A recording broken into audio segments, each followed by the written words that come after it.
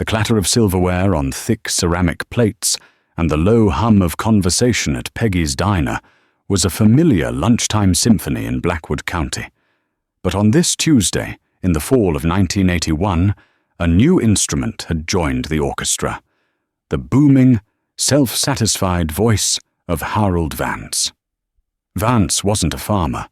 He was a creature of the bank, a man who wore a suit that cost more than most folks' monthly mortgage and smelled of cologne that couldn't quite mask the scent of ambition. He held court at the large corner booth, his audience a mix of young, eager farmers and the town's small-time business elite, all of them hanging on his every word about expansion, leverage, and the glorious, unending rise of land values. Sitting alone at a small two-top by the window was Elias Thorne. His hands, thick and calloused from a lifetime of work, wrapped around a warm coffee mug. The skin on his face was a roadmap of sun and wind, etched with the fine lines of worry and the deeper grooves of stubborn resolve. He ate his roast beef special slowly, methodically, his gaze fixed on the fields visible beyond the highway, their corn stubble glowing gold in the autumn sun. "The key, gentlemen," Vance declared, loud enough for the entire diner to hear, "is not to be afraid of debt. Debt is a tool. It's the engine of progress." He gestured with a butter knife toward the parking lot. "You take some of these old-timers. They're still driving trucks their daddies bought, still running tractors from the Kennedy administration. They're sitting on a gold mine, this land, and they refuse to dig. They're content with rust." A few nervous chuckles rippled from his table. Everyone knew who he was talking about. Everyone saw Elias's truck parked out front, a 1968 Ford F100, its seafoam green paint faded and chipped, a patina of honest work covering every panel. It was parked next to Frank Miller's brand-new GMC High Sierra, a behemoth of chrome and polished paint that still had the dealer's paper plate in the rear window. Frank, sitting at Vance's table, puffed out his chest and gave a knowing smirk. Elias didn't flinch. He took another sip of his coffee, the bitter liquid a familiar comfort. He'd heard it all before. For the last 10 years, he'd been the town fool, the cautionary tale, the man who refused to get with the times. He was the ghost of a bygone era, a relic farming his 320 acres with iron that should have been sold for scrap years ago. He finished his meal, wiped his mouth with a paper napkin, and stood up.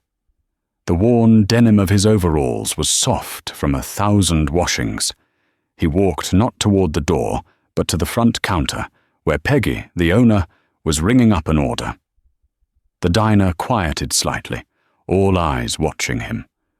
Vance paused his sermon on interest rates, a curious glint in his eye. Elias nodded to Peggy. "That was a good meal." "Glad you enjoyed it, Elias," she said, her smile genuine. He reached deep into his front pocket, his hand bypassing the few loose coins to pull out a thick, folded roll of bills held together by a brittle rubber band. It wasn't a flashy bankroll. It was worn, soft cash. 10s, 20s, a few 50s. He peeled off a 10 to pay for his lunch and coffee. Then he paused. He looked over at Vance's table, where the men were watching him with a mixture of pity and contempt. He looked at the other tables, filled with farmers he'd known his whole life, men who were struggling, their faces tight with the worry of payments they couldn't make. He turned back to Peggy. "What's the tab for Mr. Vance's table?" he asked, his voice low but clear in the suddenly silent room. Peggy's eyes widened. She glanced at the ticket. $42.50, Elias, with the pie." Elias laid 2 20s and a 10 on the counter. "And the Miller boys over there," he said, nodding to another booth. "And Charlie Pinter's table, too." He kept laying down bills as Peggy tallied the tickets, her movements slow with disbelief. When he was done, A small mountain of cash sat on the counter. He hadn't made a show of it. His movements were simple, direct, like a man setting a fence post. He pushed the remaining roll of cash back into his pocket. "Should cover it," he said. He looked at Peggy and gave her a small, weary smile. "Put it on my tab." He paused for a beat. "Oh, that's right. I don't have one." Without another word, he turned and walked out the door. The little bell above it gave a cheerful jingle, a stark contrast to the stunned silence he left behind. Harold Vance sat with his mouth half open, his face turning a shade of crimson that clashed horribly with his expensive tie. Frank Miller just stared at the pile of cash on the counter, the simple, undeniable proof of a reality he couldn't comprehend. How a man who farmed with relics, a man everyone called a fool, could walk into a diner in the heart of the 1980s farm crisis and pay for half the room in cash, is a story that doesn't start with money. It starts 16 years earlier, with the smell of diesel and the weight of a father's words. It was 1965. Elias's father, old Thomas Thorne, was finally handing over the reins. His hands, gnarled with arthritis, could no longer grip a wrench or work the stiff levers of their old Farmall M. He sat on an overturned bucket in the machine shed, the air thick with the smell of grease and damp earth, and watched Elias run a bead of weld on a cracked cultivator shank. "It's yours now," Thomas said, his voice raspy. "All of it. The land, the house, the debts." He coughed, a dry, rattling sound. "Except there are no debts. I saw to that." Elias flipped up his welding mask, his face damp with sweat. "I know, Dad." "You listen to me," his father said, leaning forward, his eyes fierce. "There's going to be people, smooth talkers from the bank and the university, who'll tell you this place ain't big enough. They'll tell you this equipment is obsolete. They'll tell you to borrow. They'll dangle shiny new tractors in front of you like a carrot on a stick. They'll call it investment. They'll call it progress. But you remember this, son. Debt is a chain. First it's loose and gold-plated, and you barely feel it. Then it gets tighter and heavier, and it turns to iron. Before you know it, the man who holds the other end of that chain owns you. He owns your sweat. He owns your crop. He owns this land that my father broke with a team of mules." Those words became the foundation of Elias's life. His inheritance wasn't just the 320 acres of rich black Iowa soil. It was a philosophy. While his neighbors were lining up for operating loans, Elias learned to make do. His main horse was a 1962 John Deere 4010, a good, solid tractor, but already a step behind the new 4020s that were showing up on every farm. It had the synchro range transmission, not the fancy new power shift. It had a simple open operator's station with a steel seat that would freeze your backside in the spring and cook you in the summer. For lighter work, he kept his dad's 1951 Farmall M, its narrow front end and sputtering four-cylinder engine a familiar part of the farm's landscape. His combine was a John Deere 55, a clanking, rattling beast with no cab that filled the air with a storm of dust and chaff every autumn. His neighbor to the west, Frank Miller, was the face of the new way. Fresh out of ag school at Iowa State, Frank saw farming as a spreadsheet. He bought the 160 acres next to Elias, taking out a loan so big it made the old-timers at the co-op whistle. The first thing he did was show up with a brand-new John Deere 4020 power shift, complete with a factory cab and a radio. He'd drive by Elias's place, sitting in his air-conditioned bubble, and give a little wave that felt more like a judgment. Frank talked about amortization schedules and depreciation. Elias talked about soil compaction and the way the rain fell on the North 80. They were farming land that touched, but they lived in different worlds. Now, before we get into the nuts and bolts of how these two men's paths diverged so completely, I want to ask you all something. Have you ever known someone like Elias, who stuck to the old ways and was called a fool for it, only to be proven right in the end? Or maybe you knew a Frank, someone who flew high on borrowed money for a time. Let me know your stories down in the comments. I read every one of them. It's important to remember these folks.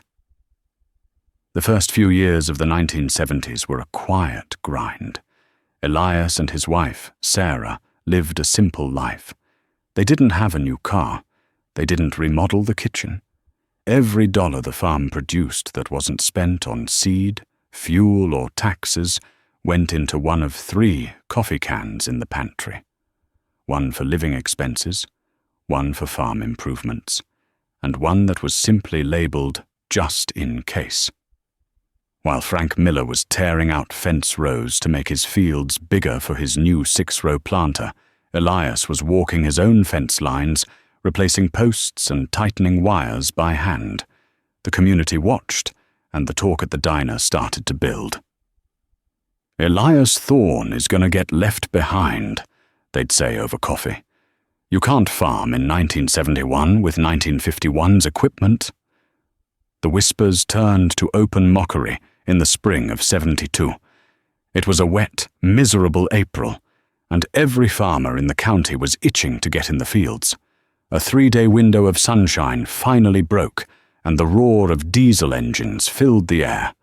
Elias was on his 4x10, pulling his 6-row John Deere planter, feeling the familiar rhythm of the work, the smell of turned earth, a welcome perfume after the long winter. He was on his last pass of the day when it happened. There was no loud bang, no grinding shriek, just a sickening lurch, a loss of power to the rear wheels, and then nothing. The big diesel engine was still running smooth as ever, but the tractor wouldn't move an inch. He knew instantly, with the cold dread that every farmer recognizes, that it was something deep inside. The transmission. Frank Miller, on his new International Harvester, 1066, a beast of a machine painted in bold red, drove past on the road. He'd already finished planting his corn and was on his way to start on his beans.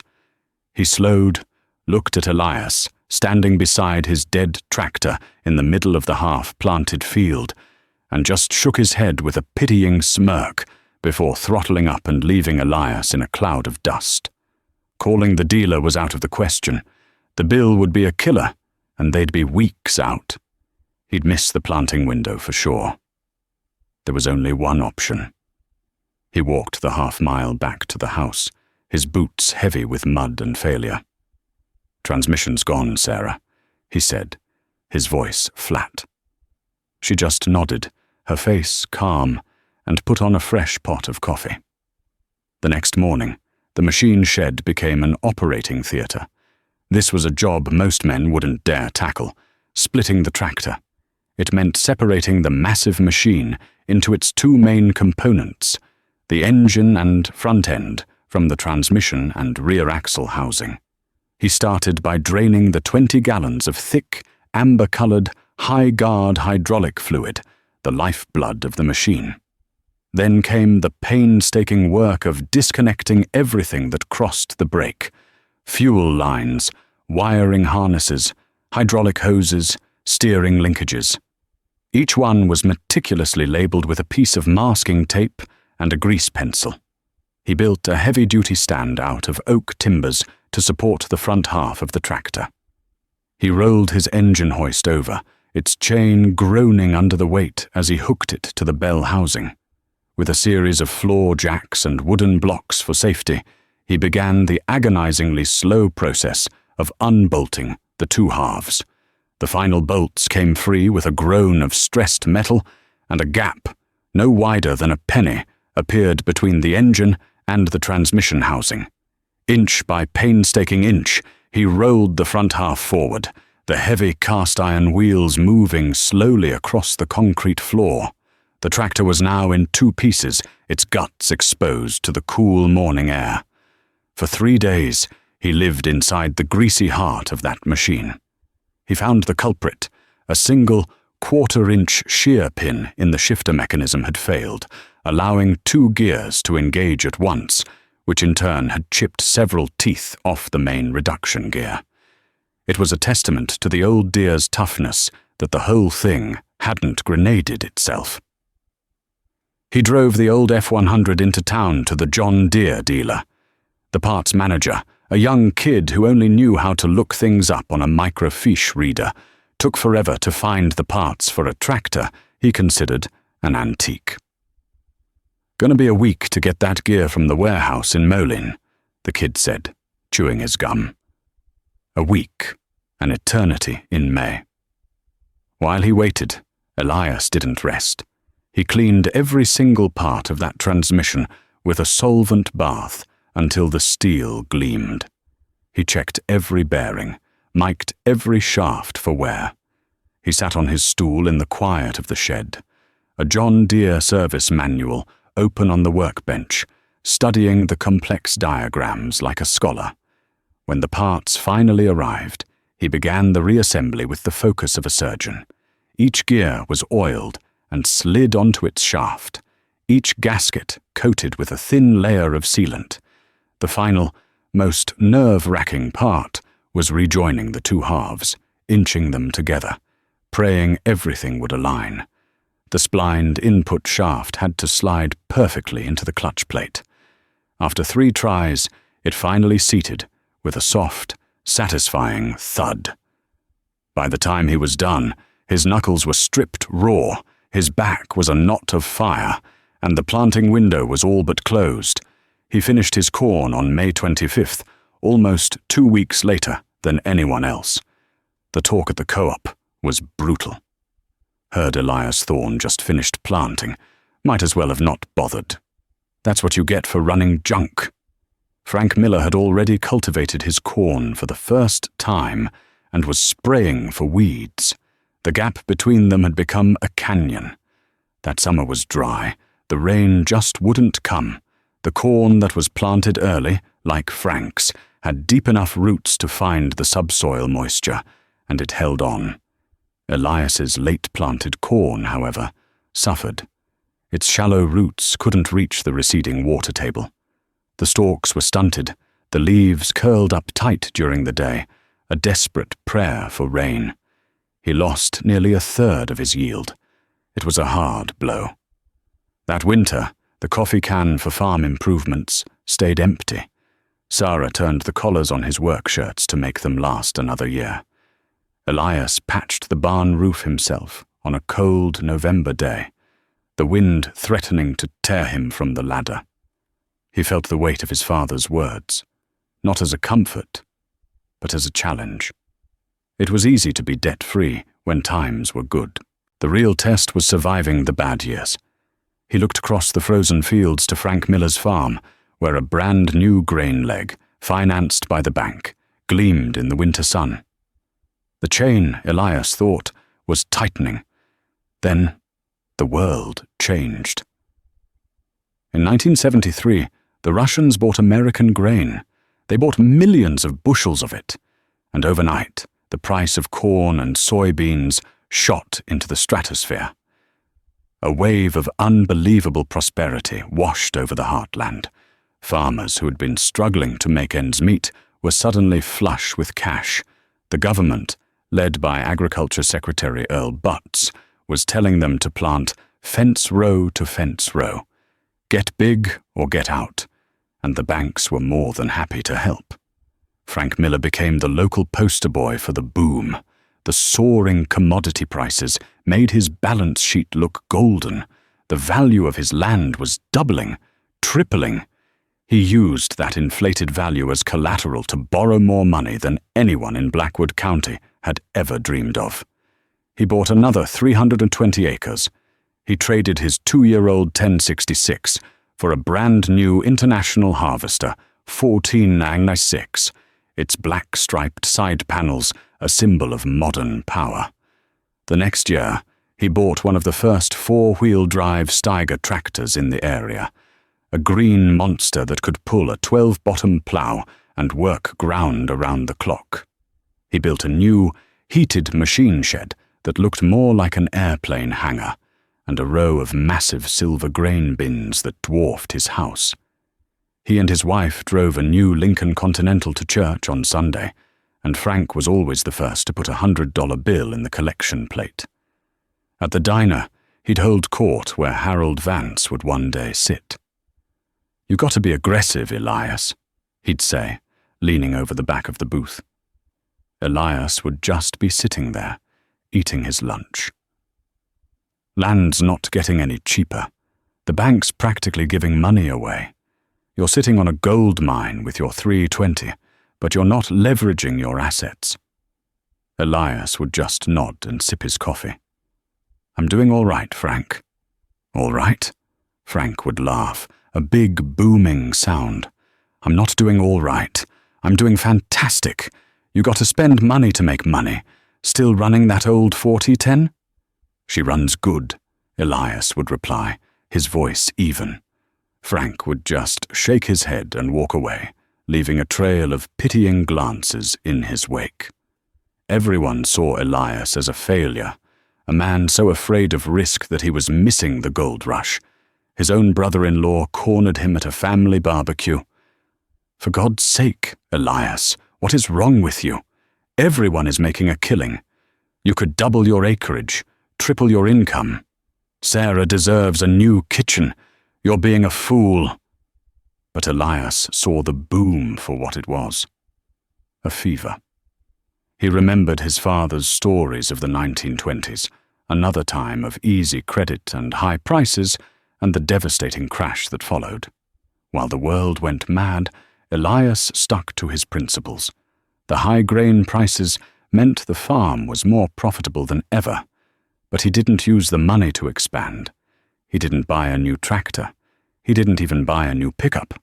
Instead, in the fall of 1975, he walked into the Blackwood County National Bank and paid off the last of the farm's original mortgage, a loan his father had taken out 30 years prior.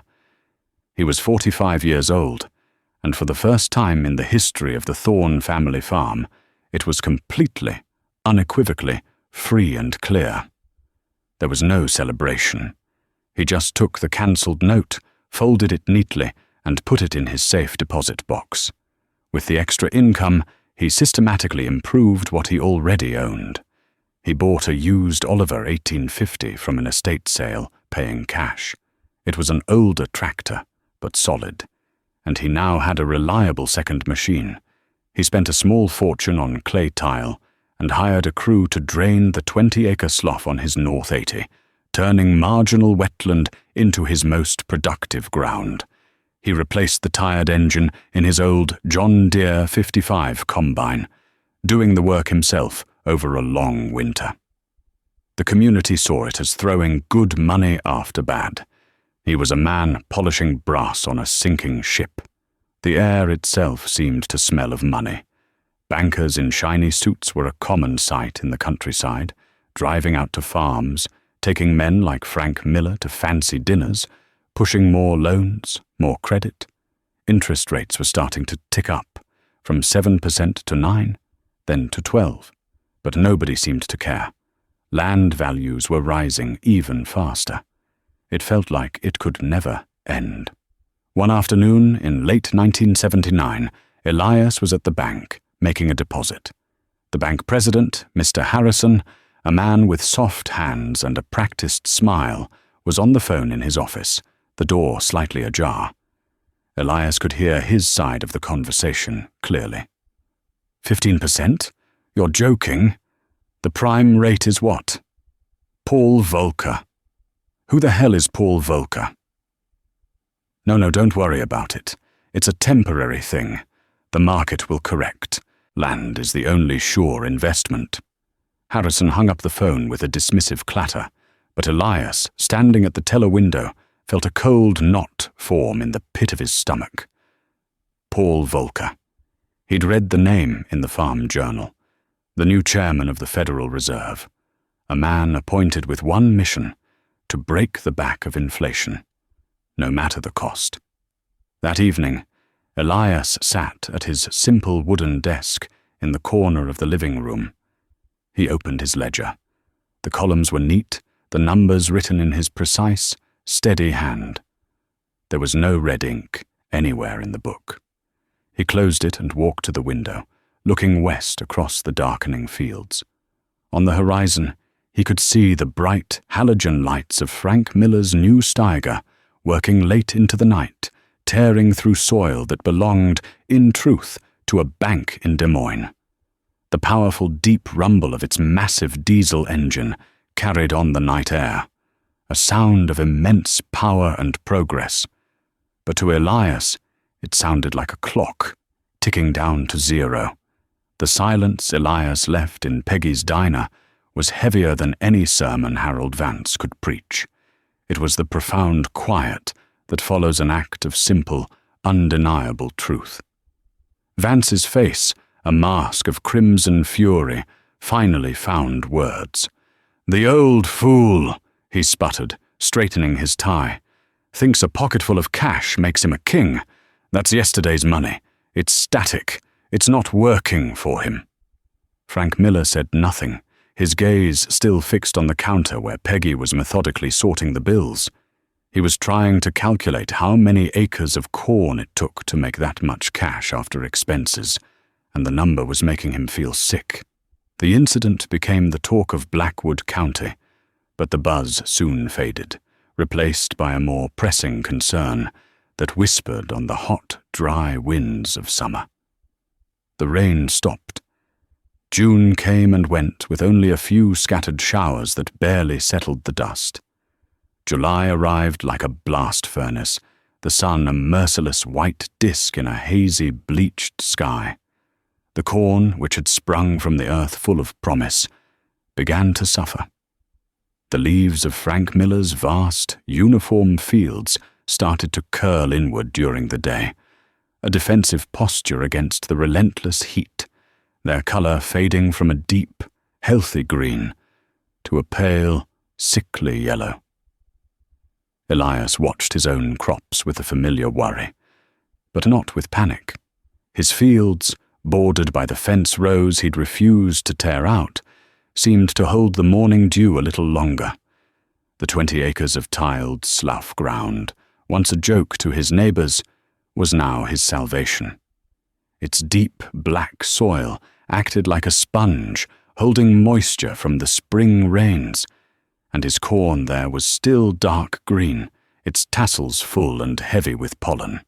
His lighter tractors had left the soil structure intact, allowing the roots to push deeper, searching for the receding water table. He wasn't immune to the drought, but his land was resilient. It had been cared for, not just mined. The real trouble for Frank Miller began in early August. He was trying to beat the heat by working at night, the massive halogen lights on his Steiger four-wheel drive cutting swathes through the darkness as he pulled a giant field cultivator. The machine was his pride, the symbol of his scale and efficiency. Then, with a high-pitched whine from deep within its articulated frame, the hydraulic pressure dropped to zero. The steering went stiff, the cultivator arms sagged to the ground, and the tractor coasted to a dead stop in the middle of the field. Frank, not a mechanic by nature, could only check the fluid levels. They were fine. The next morning, the dealer's service truck arrived. A young mechanic in a clean uniform hooked up a set of pressure gauges and shook his head. "It's the main hydrostatic pump," he said, wiping his hands on a rag that was still cleaner than Elias's best shirt. "It's shot. Took out the primary charge pump with it. We'll have to pull it.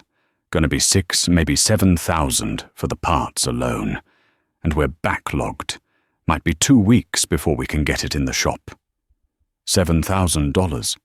The words hung in the hot, still air. Frank didn't have it. Every cent of his operating loan was already spent. The crop was failing, and the bank was already making nervous calls. He drove into town to see Harold Vance. his face a grim mask of desperation. Vance, seeing the numbers on his own ledgers and the storm clouds gathering on the economic horizon, was no longer the jovial preacher of leverage. His smile was gone, replaced by a thin, bloodless line. "I can't extend you any more on the operating note, Frank," Vance said, refusing to make eye contact, shuffling papers on his vast mahogany desk. "But I can authorize a short-term equipment repair loan. It'll have to be at the current rate, though. 21%. 21%. It was usury. It was a death sentence. But Frank had no choice. His most important machine was dead, and he had to get it running. He signed the papers, the pen feeling like it weighed 100 pounds. The chain his father-in-law had once called gold-plated was now a yoke of raw iron, and it was choking him. While Frank's Steiger sat waiting for its expensive surgery, Elias's old Oliver 1850 developed a knock in the engine. He heard it one afternoon, a faint but persistent tick-tick-tick that signaled a worn rod bearing. He didn't panic. He simply finished his row, drove the tractor back to the shed, and parked it. The next morning, he pulled the oil pan. Just as he suspected, the bearing on the number 4 connecting rod was worn to a copper sheen. He didn't need a dealer. He didn't need a loan. He walked over to a steel cabinet, its shelves neatly organized, and pulled out a full set of engine bearings he'd bought for $100 5 years earlier at a farm auction. He spent 2 days on his back on a creeper, his hands covered in grease, carefully replacing the bearings and torquing the bolts to spec. The total cost of the repair was a new oil filter and 12 quarts of oil from the barrel in the corner. By the end of the week, the Oliver was running as smoothly as the day it left the factory. The drought broke in late August with a series of violent thunderstorms that flattened the weaker stalks and washed away topsoil from the big open fields. Harvest was a grim affair across the county. Yields were down by half. For farmers like Frank Miller, who needed a bumper crop just to service their massive debt, it was a catastrophe.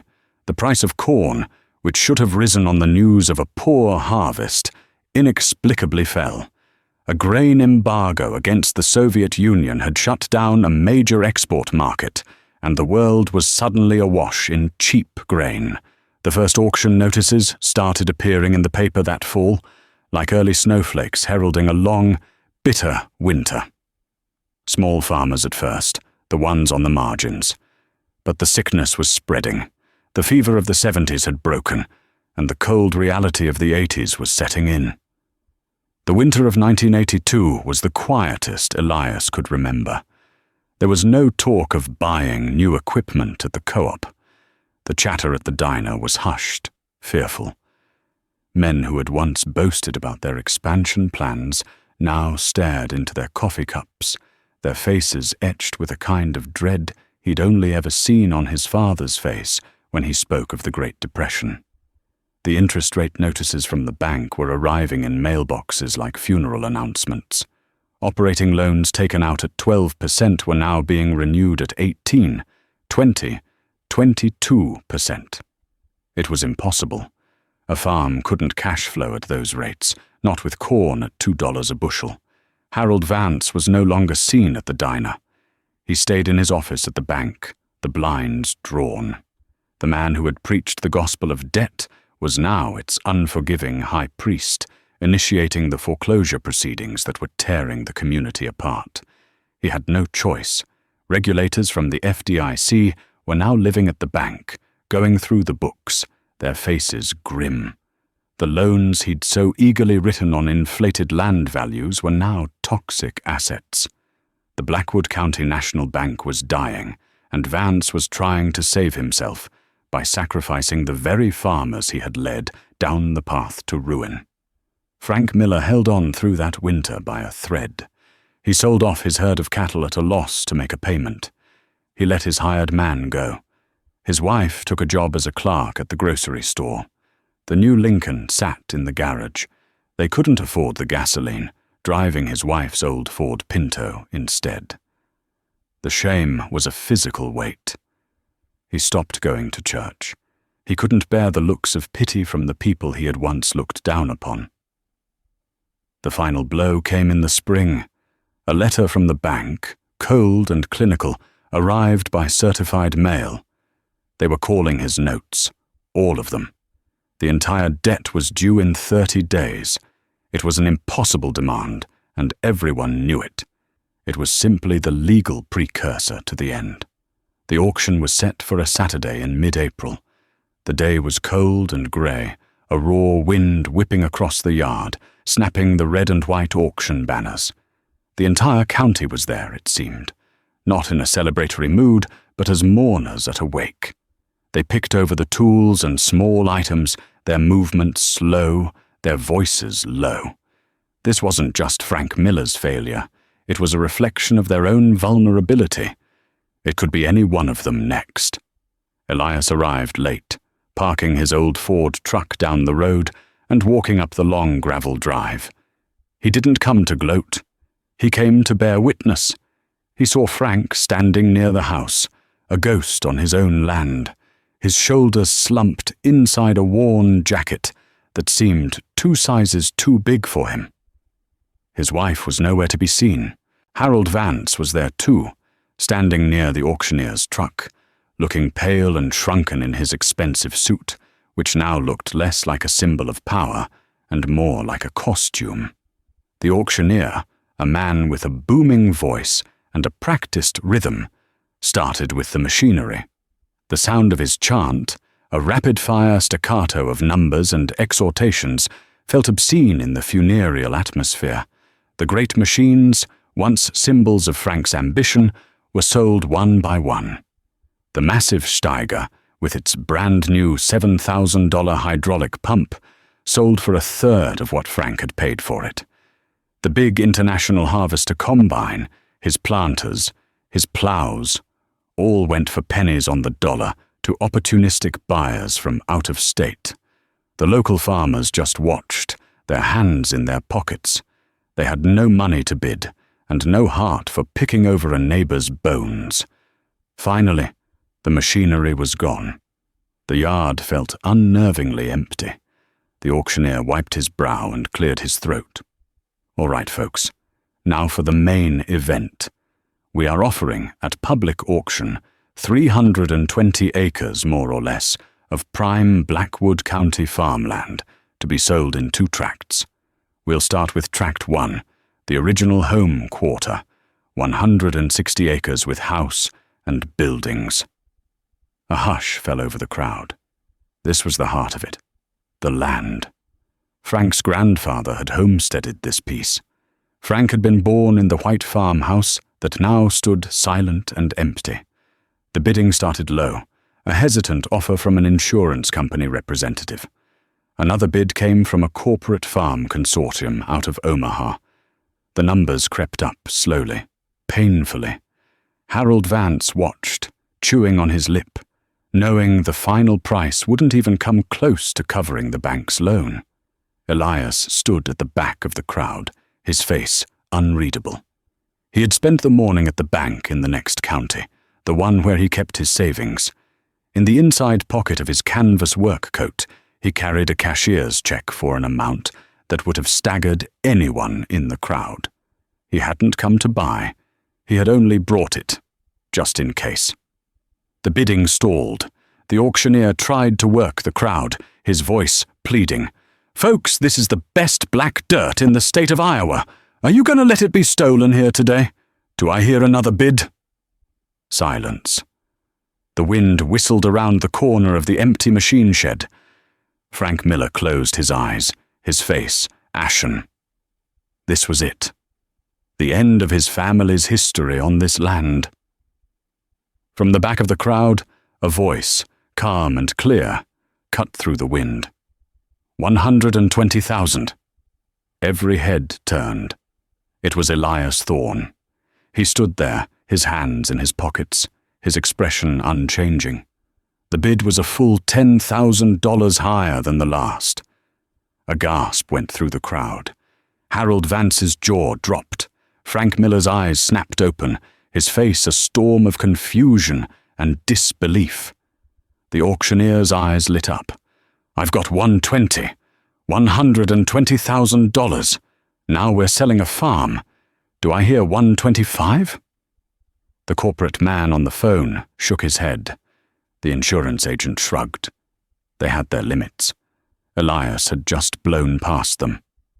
120,000 going once, the auctioneer boomed. Going twice. Sold for $120,000 to Elias Thorne. Elias didn't smile. He didn't react at all.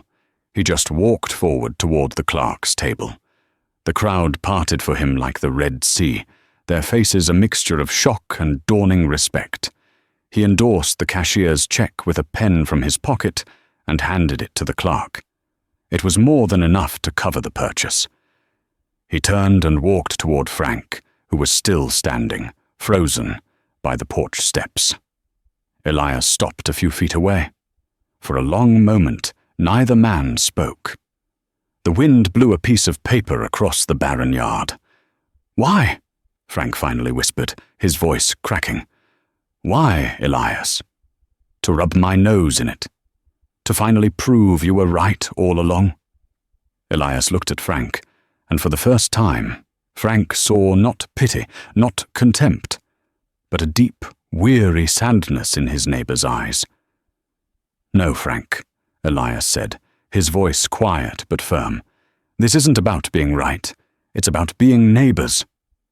He reached into his pocket and pulled out his keys, the ones for his old Ford truck. He held them out. "The house is yours.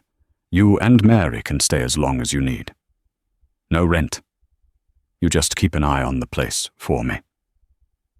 Frank stared at the keys, then at Elias's face, his own eyes welling with tears.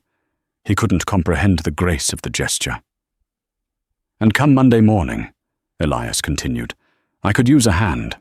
That old Oliver needs the injectors timed, and my back ain't what it used to be. I'll pay you a fair wage." He paused, his gaze sweeping over the land. His land now. "We got a lot of work to do." He didn't wait for an answer. He just placed the keys in Frank's trembling hand, gave a slight nod, and walked away, his stride steady and sure, back toward the road where his old, faded green truck was parked. The shift in Blackwood County was not sudden, but it was profound. The story of the auction became a local legend, told and retold over coffee at Peggy's diner. Elias Thorne, the man they had called a fool, the relic, was now seen for what he was. The wisest man among them. He became the unofficial center of the community's slow, painful recovery. Farmers, their confidence shattered, started showing up at his machine shed, not for money, but for knowledge. "Elias, my planter's skipping. Dealer wants $500 for a new drive unit." Elias would wipe his hands on a rag, walk over, and show the man how to rebuild the clutch dogs with a $30 kit and 2 hours of work. "Elias, I can't afford the new tires for my tractor." Elias would show him how to fill the old, cracked tires with calcium chloride for weight and patch the tubes to get another season out of them. He taught a generation of farmers, humbled by the crisis, the old arts of thrift, repair, and self-reliance. He never once said, "I told you so." He didn't have to. Frank Miller stayed in the house. He worked for Elias for 2 years, his swagger gone, replaced by a quiet competence. The work was humbling, but it was honest. He learned the rhythms of Elias's farm, the logic behind his decisions. He felt the satisfaction of fixing a machine with his own hands, of ending a day with honest fatigue instead of the gnawing anxiety of debt. One day, Elias sold him back the house and 10 acres for $1, with a contract written on a napkin at the diner. Frank started a small, successful business repairing farm equipment, his new expertise forged in the fire of his own failure and redeemed by his neighbor's kindness. Years passed. The 1980s gave way to the 90s. The farm economy stabilized. Elias and Sarah grew old together. The farm never got much bigger, but it prospered. They put their 2 children through college without a single loan. Elias eventually replaced the 4010, not with a new mega-tractor, but with a well-maintained John Deere 4440 he bought for cash from a retiring neighbor. The old 4010, however, he kept. He restored it himself one winter, its green paint gleaming, and used it only for light work, a proud monument to his philosophy. One crisp autumn afternoon, when Elias was well into his 70s, his hands gnarled with arthritis like his father's before him, he was in the machine shed with his grandson, a boy of 10 named Thomas. The boy watched, fascinated, as Elias expertly adjusted the carburetor on the old Farmall M. "Grandpa," the boy asked, "why do we keep these old tractors? Dad says we could buy a new one with all the computers and stuff." Elias stopped his work and wiped his hands on a red rag. He looked at the boy, his eyes full of a gentle, quiet light. He put a heavy hand on his grandson's shoulder. "This old tractor," he said, patting the Farmall's faded red hood, "is a history book, Thomas. It teaches you things a new one can't. It teaches you that if something breaks, you can fix it. It teaches you that you don't need the shiniest toy in the box to do good, honest work. And it teaches you the most important lesson of all." He looked out the big open door of the shed, across the fields of corn stubble, glowing gold in the late afternoon sun. The land was healthy, the buildings were in good repair, and the air was peaceful. "It teaches you," he said, his voice dropping to a near whisper, "that the man who owns you is the man you owe money to. Your great-grandfather taught me that, and I'm teaching it to you. You own your work, you own your land. You owe nothing to any man but yourself and your God. You remember that, and this farm will be here for your grandchildren too." The boy nodded, not fully understanding the depth of the words, but sensing their immense weight. He picked up a small wrench, wanting to be like his grandfather. Elias smiled, a slow, satisfied smile that creased the road map of his face. The chain of debt had been broken a generation ago, and in its place he had forged a legacy, not of wealth or of acreage, but of freedom. And on the quiet fields of the Thorne family farm, that was the only harvest that truly mattered.